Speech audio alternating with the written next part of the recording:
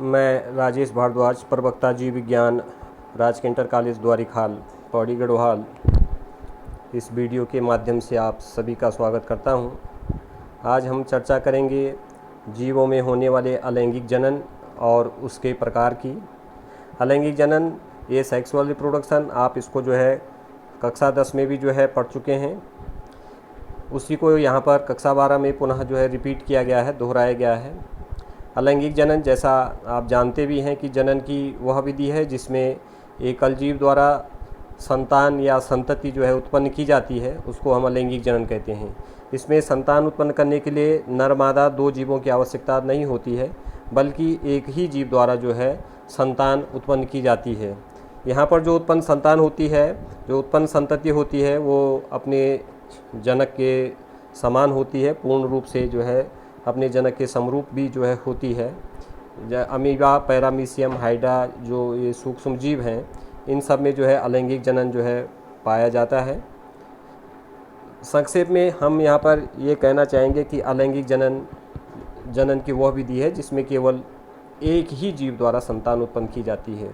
अब हम इसकी जो विभिन्न विधियाँ हैं अलैंगिक जनन की, उनके बारे में जो है जानेंगे। तो इसकी प्रमुख विधियों में द्विखंडन, बहुखंडन, मुकुलन, बीजाणु जनन, पुनरुद्भवन और कायिक प्रवर्धन आते हैं। इनको इंग्लिश में यदि हम कहें तो binary fission, multiple fission, budding, spore formation, regeneration and vegetative propagation. अब हम इन विधियों को एक एक करके जो है समझेंगे, जानने की कोशिश करेंगे। सबसे पहला हमारे पास में आता है द्विखंडन। द्वि मीन्स होता है दो, बाइनरी फिजन हम इसको कहते हैं टू। एक जीव से जब दो नए जीवों का जन्म होता है, जब किसी एक जीव का शरीर जो है विभाजित होकर दो नए जीवों को जन्म देता है, तो इसको हम द्विखंडन कहते हैं। अमीबा और पैरामीशियम में यह विधि पाई जाती है। इसमें जो जीव का शरीर विकसित होता है, फिर उसका जो है केंद्रक विभाजित होता है, फिर कोशिका द्रव्य का विभाजन होता है और इस तरीके से एक जीव से दो नए जीव बन जाते हैं। यहाँ पर हम जैसे देखें, अमीबा हमारे पास में है। एक अमीबा है जिसमें केंद्रक और कोशिका द्रव्य दिखाई दे रहा है। इसमें वृद्धि होती है, कुछ समय के बाद में केंद्रक का विभाजन होता है, केंद्रक दो भागों में बंटना शुरू होता है।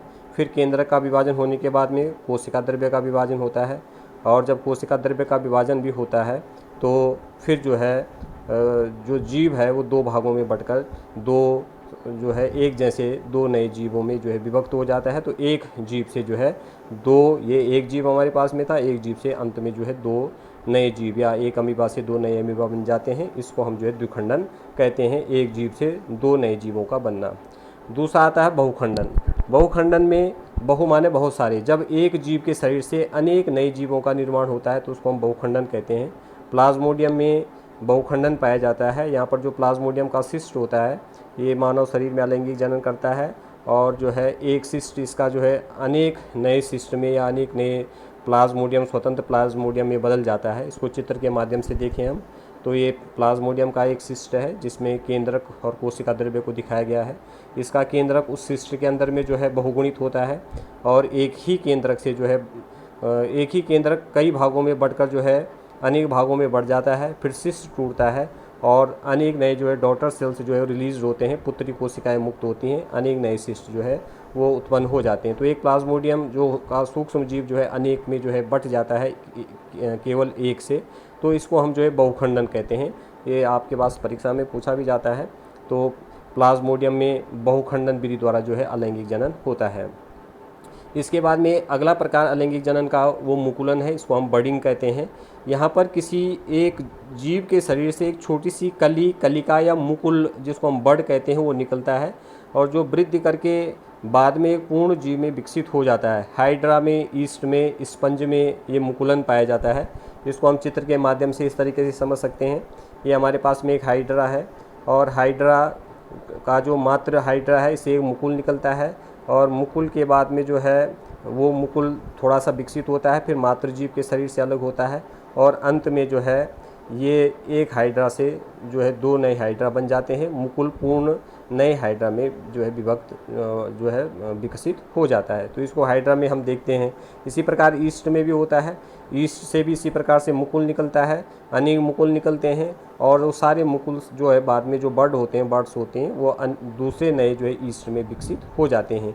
तो इसको हम मुकुलन कहते हैं। इसमें जो है मुकुल या कली जो है जीव के शरीर से निकलती है और एक नई जीव में बदल जाती है। अगला प्रकार आता है बीजाणु जनन या स्पोर फॉर्मेशन। इसमें जो एक कोशिकीय और बहुकोशिकीय जीवों में मिलता है। कवकों में जो है अलैंगिक जनन की सामान्य विधि है। इसमें बीजाणुधानी का निर्माण होता है। बीजाणुधानी में असंख्य बीजाणु होते हैं और ये जो है बीजाणुधानी के अंदर जो है परिपक्व होते हैं। बाद में जब बीजाणुधानी परिपक्व हो जाती है तो ये फट जाती है और बीजाणु हवा में मुक्त हो जाते हैं। फिर जब अनुकूल परिस्थितियां आती हैं तो ये बीजाणु अंकुरित होकर नए जीव का निर्माण करते हैं। तो ये जो कवक, राइजोपस, म्यूकर आदि हैं, इनमें हम ये पाया जाता है। इसको चित्र के माध्यम से इस तरीके से समझ सकते हैं। ये हमारे पास में एक कवक है। कवक में जो है ये उसकी बीजाणुधानी दिखाई गई है। बीजाणुधानी जो है इसके अंदर बीजाणु है। कुछ समय के बाद में ये जो है बीजाणुधानी परिपक्व होती है और वो फट जाती है, जिससे जो ये बीजाणु होते हैं हवा में मुक्त होते हैं। अनुकूल परिस्थितियाँ आने पर ये बीजाणु जो है नए कवकों को, नए पौधों को, नए जीवों को जन्म देते हैं। इसके बाद में जो हमारे पास में अगला अलैंगिक जनन की जो विधि आती है वो पुनरुद्भवन होती है। पुनरुद्भवन, रीजनरेशन।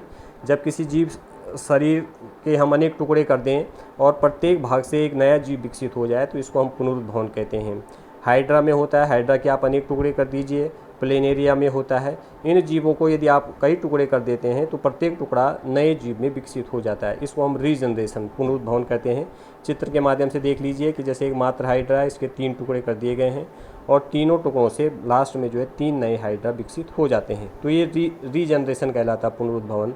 प्लेनेरिया में, हाइड्रा में इस प्रकार से ये अलैंगिक जनन जो है पाया जाता है। इसका जो अंतिम प्रकार है ये पौधों में पाया जाता है। इसको हम कायिक जनन, कायिक प्रवर्धन कहते हैं। वेजिटेटिव प्रोपोगेशन पौधों में पाया जाता है। और जब पौधे के जड़, तना और पत्ती से नए पौधे का निर्माण होता है तो इसको हम जो है कायिक जनन या वेजिटेटिव प्रोपोगेशन कहते हैं। जैसे आप आलू उगाते हैं, आलू का जो कंद होता है या जो है अदरक होता है उसका प्रकंद होता है, ये जो है पौधे में जो है अलैंगिक जनन को प्रदर्शित करते हैं। इसको हम कायिक प्रवर्धन कहते हैं। कायिक प्रवर्धन जो है 2 प्रकार का होता है। यदि यह प्रकृति में अपने आप ही होता है, प्राकृतिक रूप से होता है, तो इसको हम प्राकृतिक कायिक प्रवर्धन कहते हैं, जिसमें पौधे की जड़, तना या पत्ती से जो है नया प्रवर्धन निकलता है और वो नए पौधे को जन्म देता है। जब स्वयं होता है प्रकृति में तो वो प्राकृतिक कायिक प्रवर्धन होता है। यदि ये मनुष्य के द्वारा किया जाता है, मैन मेड होता है, मनुष्य जब इसको कृत्रिम रूप से करता है तो तब इसको कृत्रिम कायिक प्रवर्धन कहते हैं। जैसे हम विभिन्न पौधों की कलम लगाते हैं, गुलाब की कलम, आम की, कटहल की, इस तरीके से जो कलम लगाई जाती है वो कृत्रिम कायिक प्रवर्धन है। या दाब लगाना है कि टहनी को मिट्टी में दबा देते हैं, उसे जो है अंकुरित होकर के जब टहनी पे नीचे जड़ें आती हैं उसको काट करके जो है हम अलग कर देते हैं, तो दाब लगाना है। या हम टिश्यू कल्चर, ऊतक संवर्धन के द्वारा नए पौधे उत्पन्न करते हैं, तो ये कृत्रिम कायिक प्रवर्धन के अंतर्गत आते हैं। तो कायिक प्रवर्धन पौधों में होता है। ये 2 प्रकार का होता है, एक प्राकृतिक कायिक प्रवर्धन और एक कृत्रिम कायिक प्रवर्धन। इसको हम चित्र के माध्यम से इस तरीके से समझ सकते हैं। जैसे हमने पहले चित्र में यहाँ पर केले में दिखा रखा है। केले में जो है एक मात्र पौधा है और उससे जो है नीचे जड़ से नई कली निकलती है, बाद में नए पौधे में जो है वो कन्वर्ट हो जाती है, विकसित हो जाती है। इसी प्रकार आलू में जो है उसकी जो है आइज़ जो है निकलती हैं और वो बाद में जो है नए, अगर हम इसके टुकड़ों को लगा देते हैं, सॉइल में, मिट्टी में बो देते हैं, तो प्रत्येक से जो है नया पौधा विकसित हो जाता है। इसी प्रकार ब्रायोफाइलम की पत्ती से जो है छोटी छोटी कलिकाएं विकसित होती हैं, जो नए ब्रायोफाइलम जब नीचे गिर जाती हैं तो नए ब्रायोफाइलम को जन्म देती हैं। ये पत्ती के द्वारा इस तरीके से होता है। कृत्रिम में हमने यहाँ पर जैसे कलम को दिखाया है कि कलम जो है किसी पौधे की परिपक्व टहनी को यदि हम काट दें, उसे ज़मीन में लगा दें, तो कुछ समय के बाद में उन टहनियों से जो है नए पौधे जो है जन्म लेते हैं, तो ये कृत्रिम कायिक प्रवर्धन है। तो इस तरीके से प्रकृति में प्राकृतिक और कृत्रिम कायिक प्रवर्धन जो है वो पाया जाता है। आशा है मेरा ये वीडियो आपकी समझ में जो है आया होगा, हमारी बात आप तक जो है सही ढंग से पहुंची होगी। हम आपके जो है आभारी हैं। धन्यवाद।